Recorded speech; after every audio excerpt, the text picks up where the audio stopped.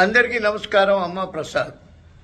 ఈరోజు చదివాను, ఒక మహానుభావుడు చెప్పాడు, తేనెటీగలు పట్టుకోవటం ఎవరి వల్ల కాదు. ఒక మంచి గార్డెన్, ఒక అందమైన వనాన్ని నిర్మించగలిగితే తేనెటీగలు అవే నీ దగ్గరకు వస్తాయి.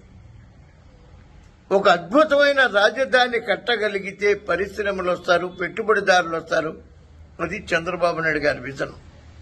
ఒక మహానుభావుడు చెప్పిన మాటని నేను ఇవాళ చంద్రబాబు నాయుడు గారు ఎందుకు రాజధాని అద్భుతమైన రాజధాని ఎందుకంటున్నారా అనేది ఇవాళ పూర్తిగా అవగాహన అయింది నాకు కూడా. వైఎస్ఆర్సీపీ నాయకులు 3 రాజధానులని రాష్ట్రాన్ని నాశనం చేసిన వ్యక్తులు ఇవాళ రాజధాని గురించి మాట్లాడటానికి కూడా అర్హత లేదు. అద్భుతమైన రాజధాని వస్తోంది. ఒక మహానుభావుడు చెప్పినట్టు పరిశ్రమలు, పెద్దలు, పెట్టుబడులు వస్తాయి, రాష్ట్రాభివృద్ధి జరుగుతుంది. జై తెలుగుదేశం. Long live Chandrababu Naidu.